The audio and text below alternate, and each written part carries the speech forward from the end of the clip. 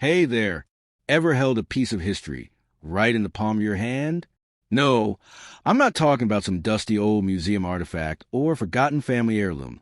I'm talking about a coin.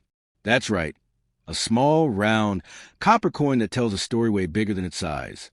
Today, we're diving into the world of one of the most fascinating and underrated pieces of numismatic history, the British India 1/4 anna from 1835. Now, before you think, it's just a coin, hold up, because this little copper wonder has been around for almost 2 centuries and has witnessed an era of empires, trade, rebellion, colonization, and transformation. And trust me, by the time you finish watching, you'll never look at a coin the same way again. Let's rewind the clock. The year is 1835. The East India Company, the British organization that had slowly morphed from a trading business into a colonial powerhouse, is in control of vast parts of India. The Mughal Empire is fading into background, princely states are being coerced into submission, and the British are tightening their grip on the Indian subcontinent. Now imagine the need for standardization. India back then was a patchwork of different currencies, languages, cultures, and rulers. The British, being the colonizers they were, decided that a unified coinage system would help bring order to the economic chaos. That's where the 1/4 anna comes in. Issued in 1835 under the rule of King William IV, this copper coin wasn't just currency. It was a symbol of British authority and their intent to control and streamline Indian commerce. Let's talk about the design first. The obverse, or the front side, of the coin features a crowned bust of King William IV facing right. He looks royal, no doubt, with his slightly curly hair and that 19th century imperial flair.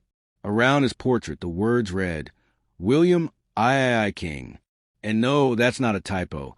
It really is spelled I instead of 4. That was a thing back then.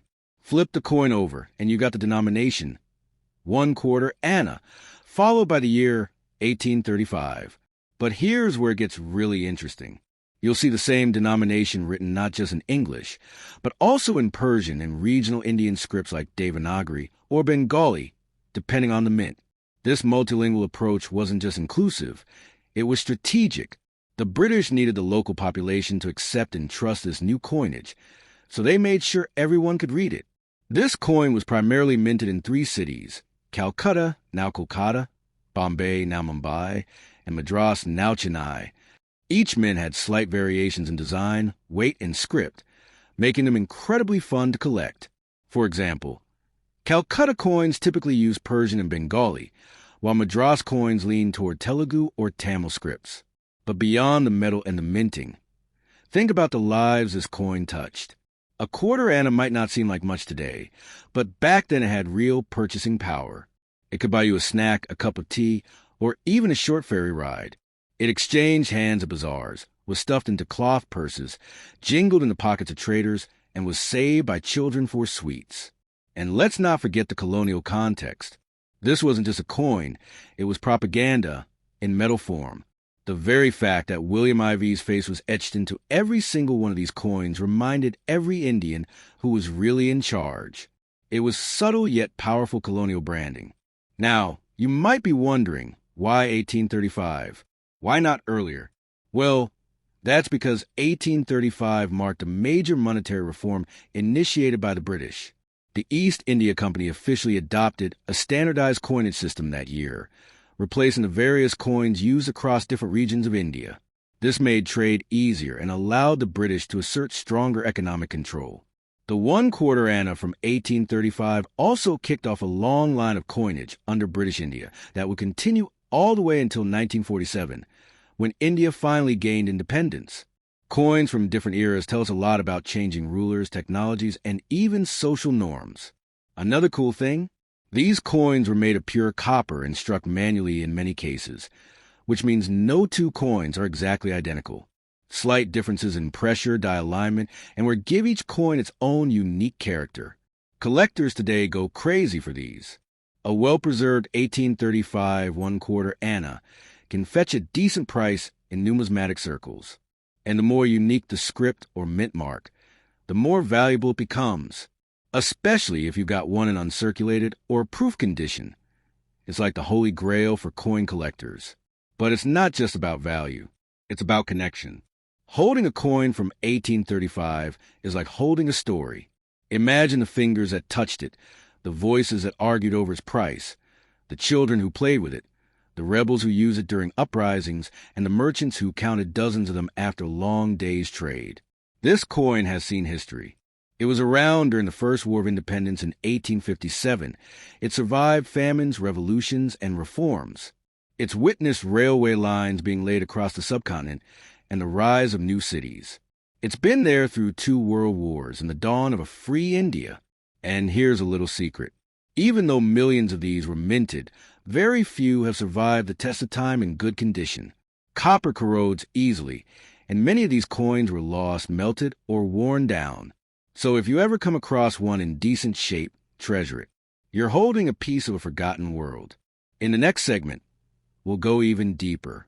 We'll explore the coin's influence on later designs, how it adapted during Queen Victoria's reign, and why modern collectors and historians are still obsessed with it. Plus, we'll uncover some mind-blowing facts about the mints and rare variations you probably didn't know existed. So stay with me, because this journey into the past is just getting started. Let's pick up right where we left off in our deep dive into the story of the British India 1/4 Anna coin. So far, we've explored the origins of the coin, its design, its cultural and historical significance, and how it represented a new chapter of British influence in India. But what happened next? Where did this iconic coin go from there? And why does it still matter almost 2 centuries later? Let's talk longevity. The 1835 1/4 Anna coin wasn't just a one-off thing. It laid the foundation for the subsequent designs and coinage standards in British India for over 100 years. The monetary reforms of 1835 set the template for uniform coin production, meaning that the styles, measurements, and denominations introduced that year were refined and reused for decades. In fact, after the 1835 issue under King William IV, the British India 1/4 Anna continued to evolve under Queen Victoria, Edward VII, George V, and George VI. But it was the 1835 version that started it all. The idea was simple. Create a reliable, trusted medium of exchange that could be used across a diverse and sprawling land. And that meant more than just minting coins. It meant shaping an economy. One of the coolest aspects of this coin's legacy is how it influenced the numismatic structure of India. Before 1835, Indian coinage was a chaotic mix of regional mints, inconsistent weights, and local symbols. But with the standardization brought by the East India Company, there was suddenly a system. Coins became more than just metal. They were instruments of trust, authority, and economic alignment. This shift also had a psychological impact. The common person, whether they were a farmer, merchant, artisan, or traveler, could now carry coins that looked and felt familiar no matter where they were in British-controlled India. This trust helped stabilize commerce and allowed markets to grow. As the 19th century progressed, the British Raj replaced the East India Company following the events of 1857. This political shift also meant a change in coinage. The East India Company's insignia slowly disappeared, and British monarchs became more prominent. But interestingly, the fundamental structure of the 1/4 Anna coin remained. The denomination, size, and even the use of multilingual scripts continued, showing just how foundational the 1835 version was. Let's take a moment to appreciate just how many stories this small coin could tell. Imagine it traveling across the country in the pocket of a spice trader in Kerala, exchanged for a bag of rice in Bihar, handed to a boatman on the Ganges, or used to buy sweets by children in Lahore. These were real moments, real lives, real exchanges, all connected by this little copper circle. As more monarchs came and went, the design of the coin evolved. Under Queen Victoria, the coin featured her bust with the words Victoria Queen, or later Victoria Empress, after she was crowned Empress of India in 1876. This marked another major shift in colonial symbolism.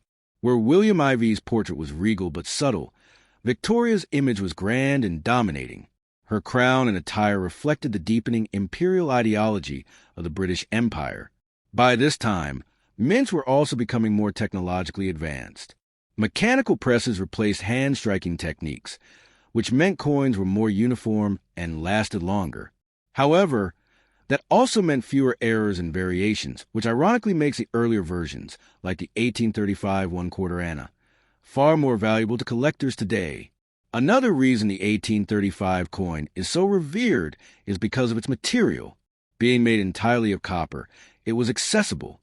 Silver and gold coins were for the elite, but copper coins were democratic.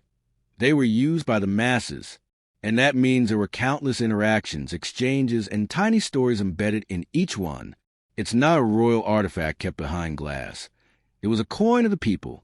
Fast forward to the early 20th century, and you'll notice that the one-quarter anna continued to be minted, though the size and metal composition changed slightly due to rising production costs and global metal shortages, especially during the World Wars.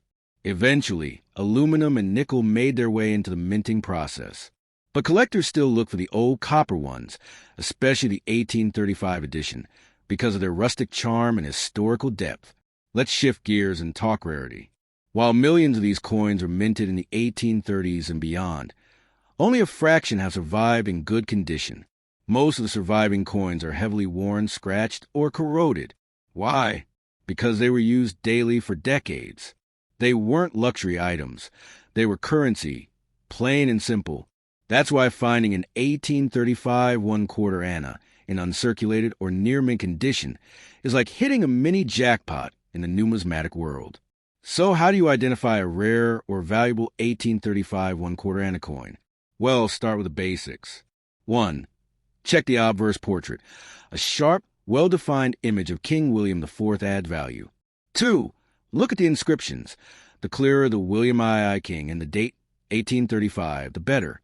3. Flip it over. Multilingual script should be legible and the edges well-defined. 4. Examine the edges. Some coins had reeded edges, lines, or grooves, while others didn't. 5. Mint marks. Though many coins from this era don't have prominent mint marks, some variations may subtly reveal whether it was from Bombay, Calcutta, or Madras. 6. Condition. This is key. Coins with smooth surfaces, minimal scratches, and sharp edges are the most desirable.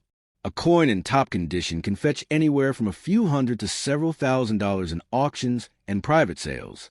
But beyond the money, these coins are prized for their storytelling power. Owning one is like owning a time capsule.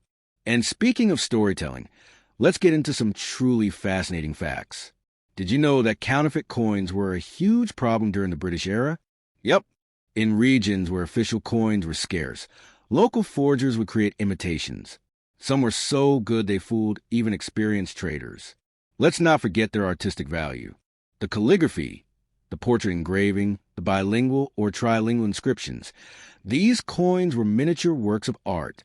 And like all art, they reflect their time, colonial ambition, industrial progress, and cultural exchange. Even now, the one-quarter anna has a kind of cult following. Social media groups, online forums, and numismatic communities regularly trade information, photos, and price updates. Coin exhibitions often feature these pieces as highlights. And new generations of collectors are discovering the thrill of uncovering these coins in old attics, antique shops, and family trunks. So what does all this mean for you? Whether you're a collector, a history buff, or just someone curious about the past, the 1835 British India one-quarter anna coin is more than just a piece of old copper.